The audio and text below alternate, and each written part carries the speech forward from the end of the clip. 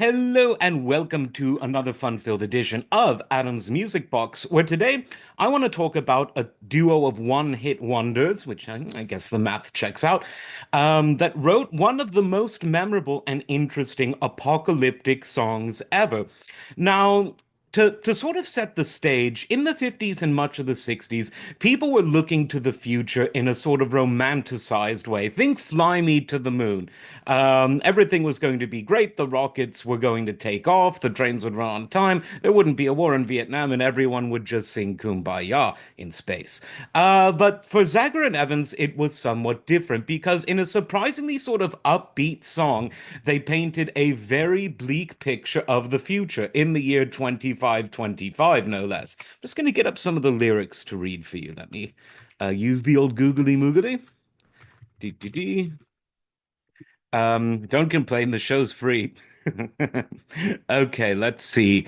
Um, in the year 2525, I forgot to type in lyrics, didn't I?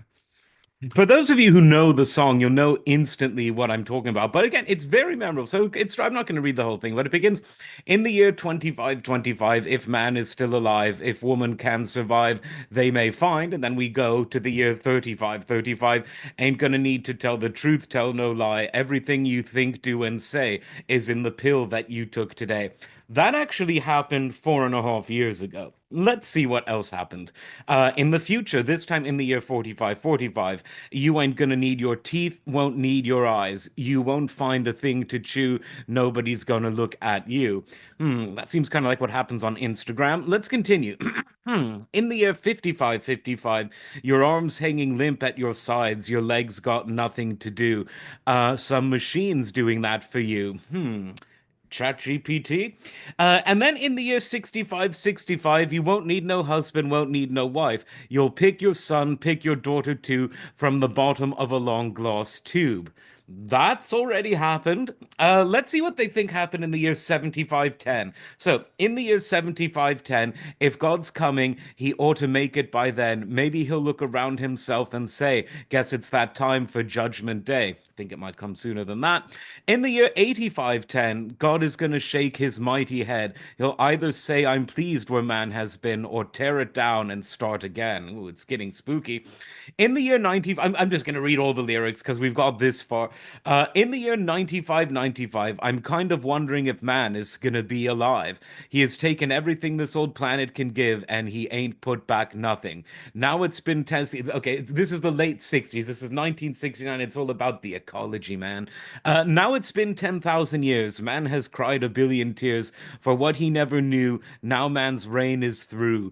Pretty good stuff, actually. But through eternal night, the twinkling of starlight, so very far away, maybe it's only yesterday. And then it reprises. So the lyrics were sort of instantly memorable. It's a catchy tune. The band was from Nebraska, which in and of itself is kind of a novelty, I guess. But I just really like the song. Now, Zager and Evans, who did the song, they were something of a one-hit wonder. They'd been around as a duo since 1962, but they broke up in the early 70s. But what's really interesting and maybe somewhat cosmic, this song was actually released one day before David Bowie, or one day after, rather, one day after David Bowie's Space Oddity, a song about a present day space disaster. And this is sort of all about a futuristic, apocalyptic decline. And this was the year people walked on the moon, allegedly, I know. But it's just sort of interesting to think of it in that context and all of the other apocalyptic songs and other sort of entire sort of apocalyptic, say that three times fast, apocalyptic genres that we've had since then. But for an upbeat song, it really painted a bleak picture of the future. Let me know what you think. Were they accurate? Did some of this stuff already happen? Is some of it going to happen? Or is it just a bit of fun? Let me know what you think in the comments. And as always, like, subscribe, and we'll see you next time. Take care.